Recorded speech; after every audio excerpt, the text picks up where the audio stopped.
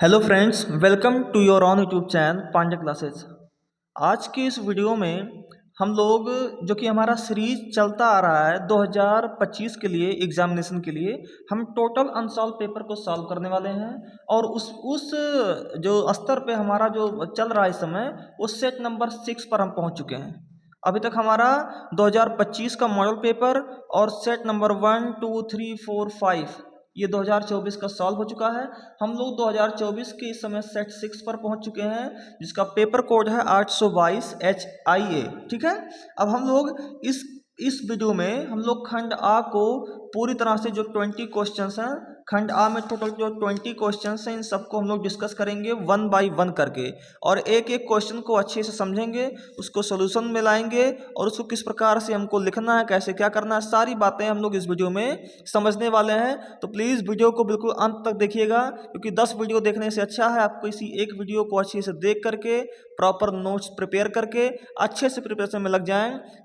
आप 10 जगह इधर उधर जाने से अच्छा कि आप एक जगह टिक करके अच्छे से पढ़ाई करें। ठीक है, तो चलिए बढ़ते हैं क्वेश्चंस की तरफ। अब देखिएगा, क्वेश्चन लिखा हुआ है कि किसी वृत्त पर एक बाह्य बिंदु से खींची जाने वाली स्पर्श रेखाओं की अधिकतम संख्या होगी। ठीक है, कोई एक बाह्य बिंदु है और उस पर उसके सामने जस्ट एक वृत्त है, और इस बाह्य बिंदु से इस वृत्त पर कितनी स्पर्श रेखाएं खींची जा सकती हैं, वही आपको बताना है। देखिए, एक स्पर्श रेखा मैं यहाँ से इधर खींच सकता हूँ और एक स्पर्श रेखा मैं ऐसे खींच सकता हूँ, और मुझे लगता है कि इसके अलावा कोई और स्पर्श रेखाएं आप खींच नहीं सकते। तो एक रेखा ये और एक रेखा ये, कितनी रेखा हो गई? 2 स्पर्श रेखाएं हो गई। तो यहाँ पर जो आपका ऑप्शन होगा, ऑप्शन नंबर बी होगा करेक्ट, बी, यानी कि 2 स्पर्श रेखाएं खींची जा सकती हैं। ठीक है, चलिए बढ़ते हैं नेक्स्ट क्वेश्चन की तरफ। अब सेकेंड क्वेश्चन लिखा हुआ है कि बिंदु 7, -3 की y अक्ष से दूरी होगी। सीधी सीधी बात आप जान लीजिए, जब आपसे कहेगा y अक्ष से दूरी, तो आप x अक्ष वाला आंसर दे देंगे। तो x अक्ष वाला आंसर क्या होगा? 7। तो 7 आपका क्या होगा? राइट आंसर होगा। ठीक है, अगर x अक्ष से दूरी पूछता तो आपको x अक्ष वाला काट देना था, तो आपका आंसर क्या होता? y अक्ष वाला। ठीक है, तो y अक्ष से दूरी पूछेगा तो x अक्ष वाला आंसर, और अगर x अक्ष से दूरी पूछेगा तो y अक्ष वाला आंसर। क्लियर हो रहा है? तो यहाँ आपसे y अक्ष का पूछा था, तो y अक्ष से दूरी, तो y वाला काट दीजिए, x अक्ष वाला आपका क्या हो जाएगा? आंसर, यानी कि 7 आपका क्या होगा? राइट आंसर होगा। ठीक है, चलिए बढ़ते हैं नेक्स्ट क्वेश्चन की तरफ। अब थर्ड नंबर क्वेश्चन है, लिखा है कि यदि p sin थीटा बराबर q cos थीटा, तो कोसेक थीटा का मान होगा। ठीक है, चलिए देखते हैं। लिखा हुआ कि साइन, ये काम करिए आप, साइन थीटा यहीं रखिए, इस इंटू में कॉस थीटा को इक्वल किधर लाइएगा, तो अपॉन में कॉस थीटा होगा, इज इक्वल टू इधर क्या लिखा हुआ है? क्यू, अपॉन में इंटू में पी इधर आएगा तो अपॉन में पी। ठीक है, यही होगा। अब sine theta upon cos theta क्या होता है? टेन थीटा, और टेन थीटा की वैल्यू कितनी होगी? क्यू अपॉन में पी। अच्छा, ये ऊपर वाला क्या होता है? लंब होता है, लंब बटे आधार होता है, तो ऊपर वाला लंब और नीचे वाला क्या होगा? आधार होगा। अब अगर मैं आपसे कर्ण पूछूं, क्या पूछूं? तो कर्ण का स्क्वायर बराबर क्या होगा?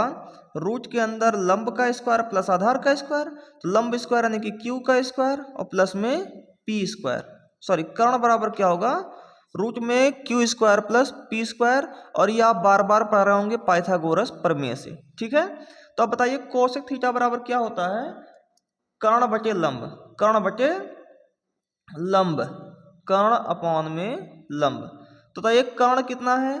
रूट के अंदर P square plus Q square, upon में लंब कितना है? लंब जो है वो आपका क्यू है, यानी Q square plus P square root में अपॉन में क्यू। यही आपके इस क्वेश्चन का राइट आंसर होगा।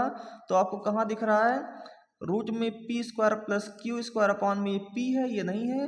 रूट में P square plus Q square upon में क्यू, सेम ऐसे ही है। तो यही आपको क्या होगा? राइट आंसर होगा। क्लियर हो रहा है? चलिए बढ़ेंगे नेक्स्ट क्वेश्चन की तरफ।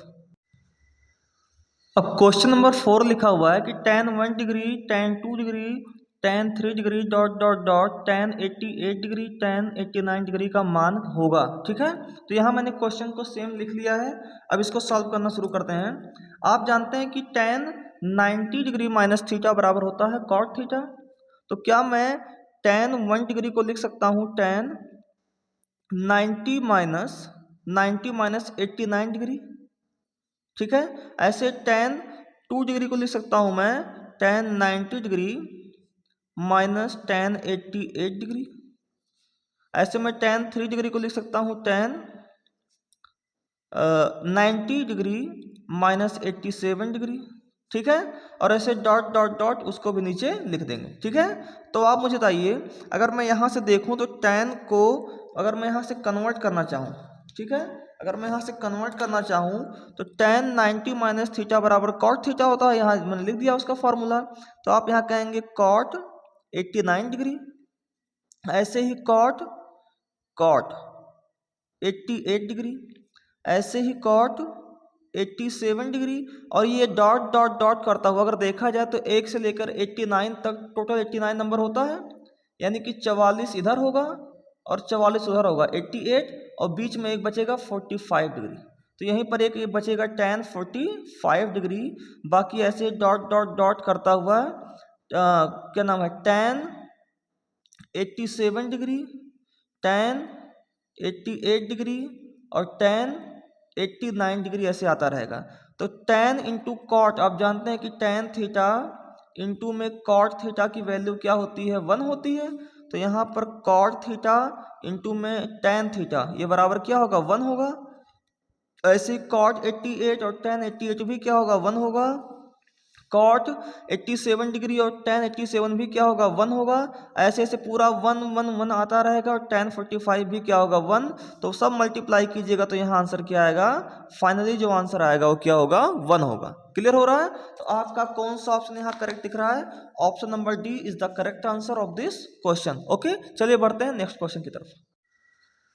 अब अगला क्वेश्चन लिखा हुआ 5 नंबर लिखा है, कह रहा है यदि समीकरण 3x square plus 5x minus Q बराबर 0 के मूल बराबर हैं तो q का मान होगा। ठीक है, तो अगर मूल बराबर होगा तो आप सब जानते हैं कि इसका जो विविक्तर होगा d वो बराबर किसके होगा, 0 के। विविक्तर d जो होगा वो बराबर किसके होगा, 0 के। और विविक्तर का फॉर्मूला क्या होता है, बी स्क्वायर माइनस 4ac ये बराबर किसके होगा, 0 के। ठीक है, आपके सामने एक क्वेश्चन दिया है 3x square plus 5x minus Q, जो कि फॉर्म लिखा था मैंने यहाँ लिख लिया। इसका ax square plus bx plus c से तुलना करवाइए तो यहाँ से a की वैल्यू क्या निकल के सामने आ रही है, a इक्वल टू 3 निकल के आ रहा है। b की वैल्यू क्या सामने आ रही है, b इक्वल टू 5 आ रहा है। और c इक्वल टू क्या निकल के आ रहा है, ये माइनस में q नजर आ रहा है। तो c इक्वल टू क्या होगा, माइनस q। ठीक है, और उठा करके वैल्यू यहाँ पुट किया जाए तो बी स्क्वायर यानी कि 5 का स्क्वायर माइनस 4 इंटू ए की वैल्यू है 3 इंटू सी की वैल्यू है माइनस में q, ये इक्वल किसके होगा, 0 के। तो 5 का स्क्वायर होता है 25 माइनस माइनस प्लस 4 तियाँ 12 q, ये इक्वल किसके होगा, 0 के। तो 12 q ये बराबर किसके होगा, 25 के। प्लस 25 उधर जाएगा माइनस 25।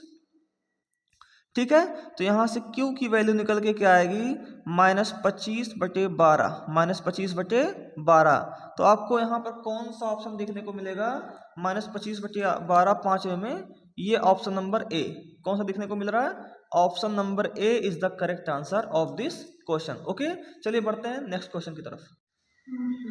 7 नंबर क्वेश्चन लिखा है, 6 नंबर क्वेश्चन कि समांतर श्रेणी minus 62 comma minus 59 comma dot dot dot 7 comma 10 का 11वां पद ज्ञात कीजिए। यानी आपसे T11 पूछ रहा है। क्या पूछ रहा है, 11वां पद का मतलब होता है कि आपसे T11 पूछ रहा है। ठीक है, T11 का मतलब यहाँ क्या हो गया कि जो n की वैल्यू है वो कितनी है, 11 है। n की वैल्यू कितनी है, 11 है। a की वैल्यू कितनी निकल के आ रही है यहाँ पर, माइनस 62। प्रथम पद क्या है, माइनस 62। अगर मैं यहाँ से d पूछूं आपसे तो d क्या होता है, माइनस 59 में से घटाना है क्या, भाई दूसरे वाले में से पहले वाले घटा देते हैं। तो माइनस 59 में से माइनस 62 को घटाना है तो यहाँ हो जाएगा minus 59 minus minus plus 62 minus 59 कितना हो जाएगा, 3 हो जाएगा। ठीक है, तो आपको सारा मिल गया। आपको T11 निकालना है तो आप जानते हैं कि फॉर्मूला होता है a प्लस, अगर Tn का फॉर्मूला कहूँ तो a plus n minus 1 into में d।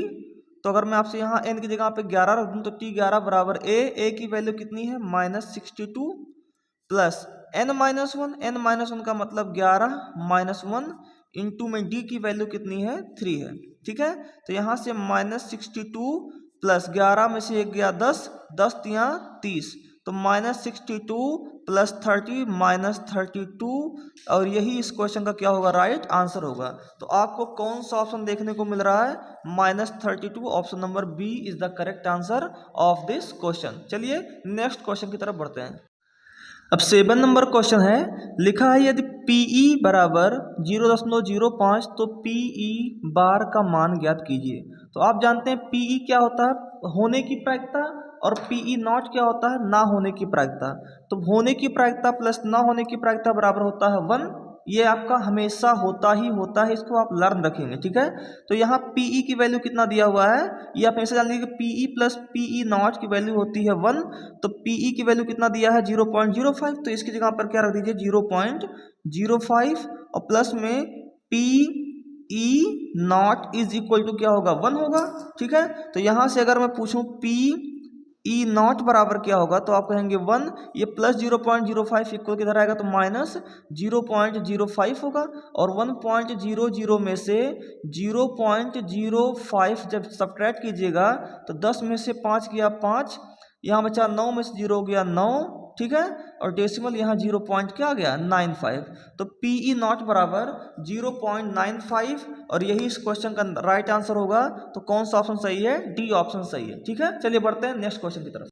अब अगला क्वेश्चन देखिएगा, लिखा है कि एक थैले में 3 लाल और 5 काली गेंदें हैं। इस थैले में एक गेंद यादृच्छा निकाली जाती है, तो थैले में लाल होने की प्रायिकता होगी, है ना। अगर मैं इसमें से, जैसे यहाँ देखिए मैं लिख लिया हूँ कि एक थैला है और उस थैले में 3 लाल गेंद डाली गई है और 5 काली गेंद डाली गई है, ठीक है। तो कह रहा कि लाल गेंद होने की क्या प्रायिकता हो सकती है। अगर मैं कोई भी गेंद इसमें से एक निकाल लूँ तो क्या प्रायिकता है कि वो लाल गेंद ही होगी। तो यहाँ लिखेंगे प्रायिकता ऑफ रेड बॉल। और प्रायिकता ऑफ रेड बॉल क्या होती है, संभावित प्रायिकता अपॉन कुल प्रायिकता। अब संभावित प्रायिकता कितनी है, जितनी रेड बॉलें हैं उतनी संभावित प्रायिकता, यानी कि कितनी प्रायिकता होगी, संभावित 3, और बटे कुल प्रायिकता कितनी है, 5 और 3 8, 3/8 इस क्वेश्चन का क्या होगा, राइट आंसर होगा। तो आपको कौन सा ऑप्शन सही दिख रहा है, ऑप्शन नंबर ए दिख रहा है, और यही आपके इस क्वेश्चन का क्या होगा, राइट आंसर। चलिए बढ़ते हैं नेक्स्ट क्वेश्चन की तरफ। अब नेक्स्ट क्वेश्चन देखिएगा, 9 नंबर क्वेश्चन, लिखा है कि चित्र में DE समांतर है BC तो CE की माप होगी। और ये फिगर आपके सामने बनाया हुआ है, तो सेम चीज मैंने यहाँ पर लिख लिया है। अब इसी के थ्रू हम सॉल्व करना शुरू करेंगे। तो आप लोगों ने एक थ्योरम पढ़ा होगा, थेल्स थ्योरम। कौन सा प्रमेय, थेल्स प्रमेय। थेल्स प्रमेय के अनुसार, अगर आपने थेल्स प्रमेय पढ़ा है तो थेल्स प्रमेय कहता है कि AD upon BD is equal to AE upon CE। AE upon CE, ठीक है। तो AD की वैल्यू कितनी है, 1.3, BD की वैल्यू कितनी है, 3.9, इक्वल टू AE की वैल्यू कितनी है, 1.5, अपॉन CE की वैल्यू नहीं पता है तो यहाँ CE ही लिख देंगे, ठीक है। अब यहाँ देखिए 1.3 से जब आप काटिएगा तो आएगा 3, 1.3 से 33.9 काटेंगे तो 3 बार आएगा, तो यहाँ बचा 1, ये 3 उधर जाएगा मल्टीप्लाई, यहाँ बचा 1। तो CE वंस आर CE, और 3 गुणे 1.5 आएगा 4.5 सेंटीमीटर, और यही इस क्वेश्चन का क्या होगा, राइट आंसर। तो आपको 9वां का कौन सा ऑप्शन दिख रहा है, 4.5, option number D is the correct answer. चलिए नेक्स्ट क्वेश्चन की तरफ बढ़ते हैं। देखिएगा 10 नंबर क्वेश्चन, लिखा है कि चित्र में त्रिभुज MNL तथा त्रिभुज PQR में एंगल M बराबर एंगल Q बराबर 70 डिग्री, MN बराबर 3 सेंटीमीटर और ML बराबर 4 सेंटीमीटर, PQ बराबर 2 सेंटीमीटर, QR बराबर 3 सेंटीमीटर हो तो निम्नलिखित में सही होगा, ठीक है। तो आप बताइए, जैसे कि मैं यहाँ देख लूँ संगत भुजाओं की बात, ठीक है। तो आपको एक एंगल और इसका एक एंगल इक्वल लग रहा है, यानी आप एंगल M इक्वल बता सकते हैं किसके, एंगल Q के। ये भी एक चीज आपको दिख गया। दूसरा क्या आपको दिखा, आप अगर MN का रेशियो किससे, PQ से करें, MN अपॉन PQ करना चाहें तो MN कितना है, 3 है, और PQ कितना है आपका, 2 है, और डिवाइड करेंगे तो क्या आएगा, 1.5 आएगा, ठीक है। और इसी तरह से आप ML upon QR, ML upon QR, ml कितना है 4.5 और QR कितना है 3, डिवाइड कीजिएगा तो ये भी कितना आएगा 1.5। तो आपने क्या देखा कि दो एंगल सेम है और दो भुजाओं का जो रेशियो है वो भी कैसा है, सेम है। यहाँ भी 1.5 1.5। और ये कंडीशन कब बनती है, जब दो त्रिभुज कैसे हों, समरूप हों। तो आपको इस त्रिभुज का क्या नाम देना है, त्रिभुज NML समरूप है त्रिभुज PQRK। क्यों, क्योंकि जिस पर एंगल होगा उसको बीच में रखिएगा, तो यहाँ इसको बीच में रखा जाए तो NML, ठीक है। तो NML समरूप है त्रिभुज QPRK। तो ऑप्शन नंबर ए आपका क्या होगा, करेक्ट आंसर होगा, ठीक है। चलिए बढ़ते हैं नेक्स्ट क्वेश्चन की तरफ। माफ कीजिएगा, थोड़ा सा गलती यहाँ था। यहाँ देखिए NML इसमें दिख रहा है और PQR ये वाला एंगल, तो आपका PQR इसमें दिख रहा है, तो जो दिख रहा है वही आपका क्या होगा, राइट आंसर होगा। तो M यहाँ एंगल है और यहाँ पर Q एंगल है, तो जो बीच में होना चाहिए वही एंगल होना चाहिए, यानी आपका ऑप्शन नंबर क्या होगा, सी होगा, ए नहीं होगा, ठीक है। माफ कीजिएगा, थोड़ा सा गलती हो गया था। चलिए बढ़ते हैं नेक्स्ट क्वेश्चन की तरफ। नेक्स्ट क्वेश्चन है क्वेश्चन नंबर 11 कि 1/2 सेंटीमीटर व्यास के गोले का पृष्ठ होगा यानी कि पृष्ठीय क्षेत्रफल होगा, ठीक है। तो देखिए यहाँ लिखा हुआ है, व्यास लिख लिया मैंने 1.2 सेंटीमीटर। अब आप बताइए व्यास क्या होता है, दरअसल 2r होता है। व्यास का फॉर्मूला क्या होता है, 2r, और 2r इक्वल टू 1.2 सेंटीमीटर है। तो r की वैल्यू क्या होगी, इंटू का 2 इधर आएगा तो अपॉन 2, तो 1/2 पहले ही है, 2 ये भी आ जाएगा, तो 1 क्या हो जाएगा 4, यानी रेडियस कितना आएगा 1.4 सेंटीमीटर। आपने पढ़ा है पृष्ठीय क्षेत्रफल का फार्मूला क्या होता है, 4πr², ठीक है। तो आप लिखेंगे यहाँ 4 इंटू पाई इंटू r² मतलब 1/4 इंटू 1/4, 4 से 4 हो गया कैंसिल, तो पाई 1r पाई और अपॉन में क्या बचा है 4, तो π/4 सेंटीमीटर स्क्वायर आपके इस क्वेश्चन का राइट आंसर होगा।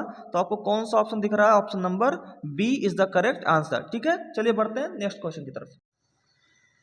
अब क्वेश्चन है आपके सामने लिखा हुआ है, कह रहा है कि 6 सेंटीमीटर त्रिज्या के वृत्त का एक चाप केंद्र पर 30 डिग्री का कोण अंतरित करता है, यानी कि थीटा कितना है 30 डिग्री, और त्रिज्या कितनी है r इक्वल टू कितना है 6 सेंटीमीटर।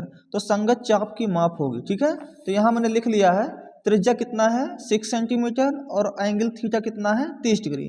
तो संगत चाप की लंबाई, तो इसका फॉर्मूला होता है, संगत चाप की लंबाई का फॉर्मूला क्या होता है, 2πr थीटा अपॉन में 360 डिग्री, ठीक है। ये होता है फॉर्मूला। रखा जाए, अगर वैल्यू को पुट किया जाए तो 2 इंटू पाई की वैल्यू कितनी है, कुछ नहीं है, पाई को पाई ही रख दीजिए, आर की वैल्यू कितनी है 6, थीटा की वैल्यू कितनी है 30, और अपॉन में कितना लिखा हुआ है 360 डिग्री, ठीक है। तो यहाँ से 3 एकम 3 दूना 6, ठीक है। 30 गुणे 12 कितना होता है 360, 6 दूना कितना हो जाएगा 12, और 2 से 2 क्या हो जाएगा कैंसिल आउट, तो केवल क्या बचेगा पाई बचेगा, केवल क्या बचेगा पाई। तो पाई ही जो होगा वो आपका राइट आंसर होगा इस क्वेश्चन का। तो आपको ऑप्शन नंबर कौन सा सही दिख रहा है, option number D is the correct answer of this question. चलिए बढ़ते हैं नेक्स्ट क्वेश्चन की तरफ।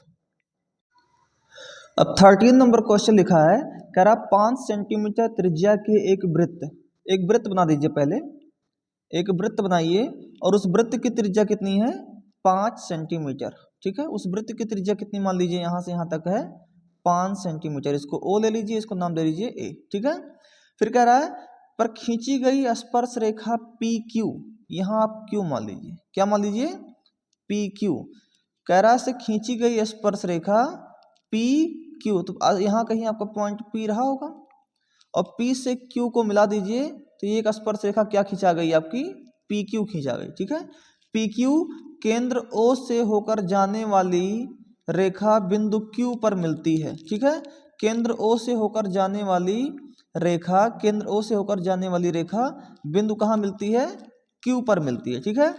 ओ क्यू बराबर कितना दिया है 12 सेंटीमीटर, ओ क्यू बराबर कितना दिया हुआ है 12 सेंटीमीटर, ठीक है।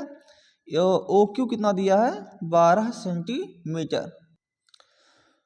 पी क्यू देखिए माफ कीजिएगा, यहाँ Q यहाँ पर P, ठीक है। ये क्वेश्चन था तो यहाँ पर P और यहाँ पर क्या लीजिए, Q लीजिए। अब आपको O से Q को मिला देना चाहिए, O से Q को क्या कर देना है, मिला देना है, ठीक है। अब यहाँ पर लिखा हुआ है OQ की लंबाई कितनी दी हुई है, 12 सेंटीमीटर। OQ की लंबाई कितनी दी हुई है, 12 सेंटीमीटर। आपसे PQ की लंबाई पूछा हुआ है। तो आप सब जानते हैं कि स्पर्श रेखा और त्रिज्या के बीच का जो कोण होता है वो 90 डिग्री का होता है, और 90 डिग्री के सामने वाला ही जो होता है वो होता है कर्ण। वो क्या होता है, आपका कर्ण होता है। तो आपने पाइथागोरस थ्योरम पढ़ा हुआ है। पाइथागोरस थ्योरम क्या कहते हैं कि कर्ण का स्क्वायर यानी कि OQ स्क्वायर इक्वल टू लंब का स्क्वायर, यानी लंब का स्क्वायर कितना होगा, x का स्क्वायर, प्लस OP का स्क्वायर, OP का स्क्वायर। तो यहाँ OQ स्क्वायर यानी कि 12 का स्क्वायर प्लस x स्क्वायर बराबर x square plus OP square, OP यानी कि 5 का स्क्वायर। तो 12 का स्क्वायर होता है 144, ठीक है। 12 का स्क्वायर कितना होगा, 144 बराबर x स्क्वायर प्लस 5 का स्क्वायर होता है 25। तो यहाँ से अगर मैं x स्क्वायर की वैल्यू पूछूं तो आप कहोगे 144, ये प्लस 25 इक्वल किधर आएगा तो माइनस 25 होगा, और 144 माइनस 25 हो जाएगा 119। ये बराबर किसके होगा, x स्क्वायर के। ये स्क्वायर इधर आएगा तो क्या बना देगा, रूट। तो रूट 119 ये बराबर किसके आएगा, x के। और यही आपका क्या था, PQ की वैल्यू थी। यही क्या थी, आपकी PQ की वैल्यू थी। तो आपका कौन सा ऑप्शन इसमें करेक्ट दिख रहा है, option number D is the correct answer of this question. चलिए बढ़ेंगे नेक्स्ट क्वेश्चन की तरफ। अब अगला क्वेश्चन 14 नंबर क्वेश्चन है। कह रहा है कि 182 तथा 78 का HCF होगा, ठीक है।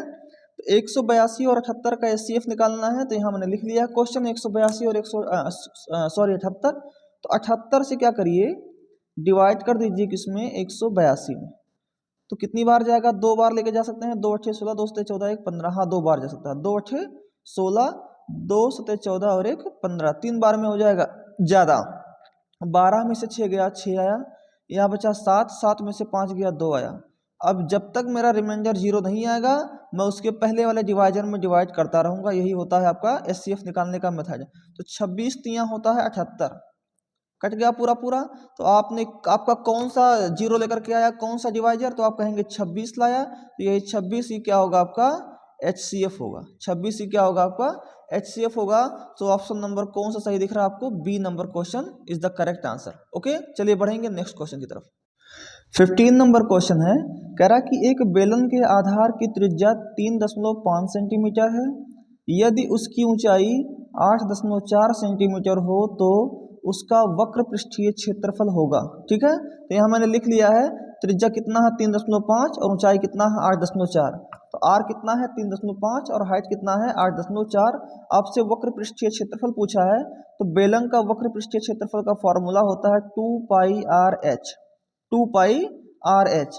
तो 2 इंटू पाई की वैल्यू होती है 22/7, इंटू में r कितना है 3.5 और इंटू में हाइट कितना है 8.4, ठीक है। तो यहाँ से 0.5 r 7 0.5 r 3.5 और 22 कितना होता है 44 गुणे 5 चौके 20, 5 अट्ठे 40, 40 और 2 कितना होता है 42। एक अंक यहाँ, एक अंक यहाँ, 2 अंक के बाद क्या लगा दीजिएगा, डेसिमल, ठीक है। अब 44 गुणे 4.2 कीजिएगा तो आएगा 1848। तो लिखेंगे यहाँ 1848, ठीक है।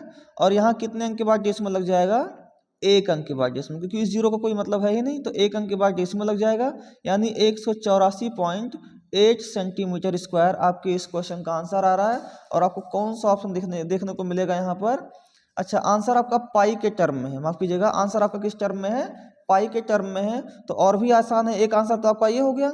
दूसरा आंसर एक बार लिख सकते हैं 2 पाई इंटू आर की वैल्यू कितनी है 3.5 इंटू में हाइट की वैल्यू कितनी है 8.4, ठीक है। तो मल्टीप्लाई कीजिएगा तो 35 9 70 होता है, यानी कि 7.0 पाई इंटू में 8.4। फिर मल्टीप्लाई करिए 7 चौक 28, 7 अच्छे 56, 56 और 2 58, ठीक है। और एक अंक के बाद डेसिमल लगा दी 58.8 पाई जो होगा वो इस क्वेश्चन का राइट आंसर होगा। सो ऑप्शन नंबर कौन सा आपको दिख रहा है 58.8, option number D is the correct answer. Okay चलिए बढ़ेंगे नेक्स्ट क्वेश्चन की तरफ।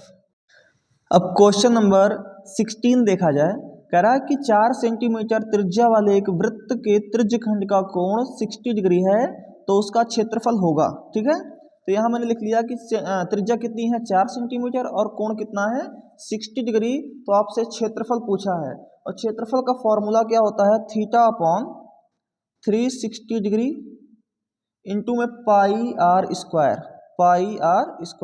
अच्छा, अगर आप यहाँ ऑप्शन देखें तो ऑप्शन में आपको आंसर पाई के टर्म में देना है। ठीक है, तो मैं आपको पाई को किसी भी तरह से मैं उसमें कोई भी इंटरफेयर नहीं करूँगा। तो थीटा कितना है 60 डिग्री लिख दीजिए, अपॉन में 360 इंटू में पाई और इंटू में आर स्क्वायर मतलब 4 का स्क्वायर। ठीक है, तो 66 आर होता है 360। तो इधर आया पाई, 4 का स्क्वायर होता है 16, अपॉन में कितना होगा 6। ठीक है, तो 2 3 6 2 8 16, तो आएगा 8/3 और इंटू में क्या दिखाई दे रहा पाई सेंटीमीटर स्क्वायर। इस क्वेश्चन का क्या होगा राइट आंसर होगा। तो आपको कौन सा ऑप्शन देखने को मिल रहा है, ऑप्शन नंबर सी देखने को मिल रहा है। ठीक है, चलिए बढ़ेंगे नेक्स्ट क्वेश्चन की तरफ। अब 17 नंबर क्वेश्चन है, लिखा कि द्विघात समीकरण x² प्लस x माइनस 1 बराबर 0 का विविक्तकर होगा। ठीक है, आपसे विविक्तकर पूछ रहा है कि डी पूछ रहा है, तो विविक्तकर डी का फॉर्मूला होता है, मैंने यहाँ इक्वेशन लिख लिया है x² प्लस x माइनस 1। विविक्तकर डी बराबर होता है v² माइनस 4ac। अब यहाँ मैटर आता है कि सर b क्या है, a क्या है, c क्या है, तो आप इसको कंपेयर कराइए ax² जो द्विघात समीकरण का मूल रूप होता है प्लस bx और प्लस c बराबर 0 से। तो जहाँ a की वैल्यू देखा जाएगा यहाँ पर, तो a के प्लेस पर आपको क्या देखने को मिल रहा होगा 1 देखने को मिल रहा है, b के प्लेस पर भी यहाँ क्या देखने को मिल रहा है 1 देखने को मिल रहा है, और c के प्लेस पर क्या देखने को मिल रहा है -1। तो c इक्वल टू क्या देखने को मिल रहा है -1। उठा करके यहाँ वैल्यू पुट कर दिया जाए, v की वैल्यू है 1 तो 1 का स्क्वायर -4 इंटू a की वैल्यू कितना है 1 इंटू c की वैल्यू कितनी है -1। तो 1 का स्क्वायर 1 माइनस माइनस होता है प्लस, 4 1 4 4, तो 4 प्लस ए कितना होता है 5, और 5 ही इस क्वेश्चन का क्या होगा राइट आंसर होगा। तो 17 नंबर क्वेश्चन का आंसर क्या होगा 5, option number B is the correct answer. Okay, चलिए बढ़ेंगे नेक्स्ट क्वेश्चन की तरफ। अब 18 नंबर क्वेश्चन लिखा है, कह रहा कि द्विघात समीकरण 1 माइनस 4x प्लस 4x² बराबर 0 के मूलों का योगफल होगा। ठीक है, तो चलिए यहाँ सॉल्व करते हैं। सबसे पहले तो इस इक्वेशन को थोड़ा असेंडिंग या डिसेंडिंग ऑर्डर में लिख लिया जाए।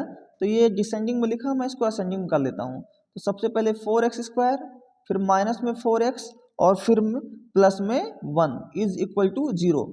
इसका जो मूल समीकरण होता है ax² plus bx plus c बराबर 0 से अगर मैं तुलना कराऊं, कंपेयर कराऊं, तो यहाँ पर आपको क्या देखने को मिलेगा, a की वैल्यू मिलेगी आपको 4।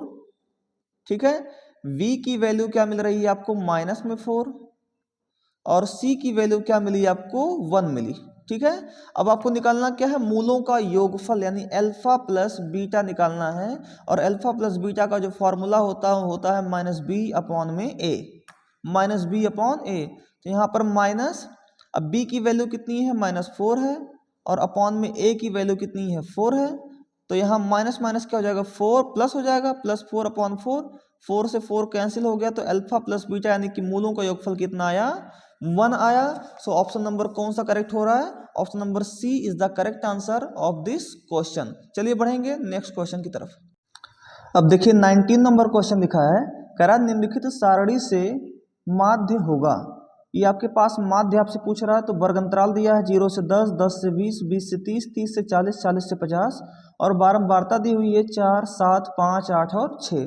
तो मैंने ये हूबहू क्वेश्चन यहाँ पर कॉपी कर लिया है। ठीक है, वर्ग अंतराल लिख दिया और उसकी बारंबारता लिख दी। ठीक है, और वर्ग अंतराल अगर दिया हो तो आपको xi निकालना हो, यानी कि वर्ग चिन्ह निकालना हो, तो 0 से 10 लिखा है, दोनों को जोड़ दो, 10 और 0 10 होता है, 10 बटे 2 कर दोगे 5 आएगा, 10 20 30, 30 बटे 2 करोगे 15, 30 20 50 बटे 2 करोगे 25, 40 30 70 बटे 2 करोगे 35, 40 50 90 बटे 2 करोगे 45। और वैसे भी देख रहे हैं 10 10 का अंतर है, तो 5 से बाद 10 का अंतर 15, 10 के बाद अंतर 25, उसका 10 का अंतर 35, 10 का अंतर 45। ठीक है, अब आपको सिग्मा fi इंटू xi निकालना है। तो पहले fi xi निकाल दो, तो 4 पंचे 20, 7 15 7 105, 25 पंचे 125, 8 पंचे 40, 8 त्रिक 24, 24 और 4 कितना होता है 28, ठीक है। 6 पंचे 30 और 6 चौके 24, 24 और 3 कितना होता है 27, ठीक है। यही है आपका। अब आपको जो अगर आपका माध्य का पूछा जाए कि माध्य का फॉर्मूला क्या होता है, तो माध्य बराबर होता है सिग्मा i इक्वल टू 1 से n F I into x I upon में सिग्मा i इक्वल टू 1 से n एफ आई, ठीक है।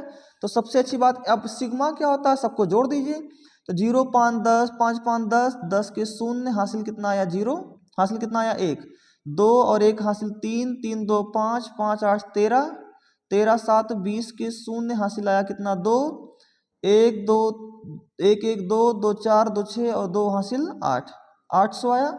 आप उठा करके यहाँ सिग्मा तो 800 रख दीजिए, sigma F I x I upon sigma F I निकालना है, सबको जोड़ दो, 4 7 11, 11 5 16, 16 8 20, 16 8 24, 24 और 6 30, ठीक है। 24 को कितना होता है 6, 7 4 11 5 16, 16 और 8 24, 24 और 6 30, ठीक है। 0 से 0 क्या हो गया कैंसिल हो गया, 80/3 आया, 3 से डिवाइड कीजिएगा तो 3 दूना 6, 2 8 20 हो गया, 3 छक 18, 2 20, 3 छक 18, 3 छक 18, तो 26.66 आ रहा है, ठीक है। तो आपको कौन सा ऑप्शन इसमें से दिख रहा है, बी ऑप्शन दिख रहा है 26.66 and this is the right answer of this question, ठीक है। चलिए बढ़ेंगे नेक्स्ट क्वेश्चन की तरफ। अब खंड आ का ये लास्ट क्वेश्चन बचा है 20 नंबर क्वेश्चन, निम्नलिखित सारणी का माध्यक वर्ग होगा, कौन सा वर्ग ऐसा है जो माध्यक वर्ग है, ठीक है। तो यहाँ मैंने क्वेश्चन को लिख लिया है, 0 से 10, 10 से 20, 20 से 30, 30 से 40, 40 से 50 और बारंबारता 8 6 11 8 6, ठीक है। अब आपको क्या करना है, आपको संचयी बारंबारता लिख लेना है, तो इसके सामने 8 8 6 14, 14 11 25, 25 8 33, 33 और 6 कितना होता है 39, ठीक है। तो 39 आया, यानी 39 विषम आया, तो 39 प्लस 1/2 कर दीजिए, तो 40/2 कितना हो गया 20 आया, कितना आया 20, और 14 से अधिक और 33 से कम ही तो हमारा 20 होगा, ठीक है। तो यही हमारा, इसी में हमारा 20 मिलेगा और इसी में हमारा 20 मिलेगा, यानी कि ये आपका क्या होगा माध्यक वर्ग होगा। तो माध्यक वर्ग क्या होगा आपका 20 से 30 होगा, 20 आपके इसी 25 में आ रहा है, तो आपका माध्यक वर्ग क्या होगा 20 से 30। तो आपका कौन सा ऑप्शन करेक्ट दिख रहा है, ऑप्शन नंबर 20 से 30, ऑप्शन नंबर आपका B is the correct answer of this question, okay. तो ये आपका खंड आ जो होता है ये कंप्लीट होता है, किस सेट का था ये, सेट नंबर 6 था, ठीक है। तो सेट नंबर 6 का एक खंड आ कंप्लीट होता है। अब हम लोग नेक्स्ट वीडियो में जब मिल रहे हैं तो उसमें हम लोग खंड बाय डिस्कस करेंगे, 1 बाय 1 एक एक क्वेश्चन को हम लोग डिस्कस करेंगे और उसको सॉल्व करेंगे, ठीक है। तो चलिए बढ़ते हैं नेक्स्ट वीडियो पर, मिलेंगे अगले वीडियो में, ओके, धन्यवाद।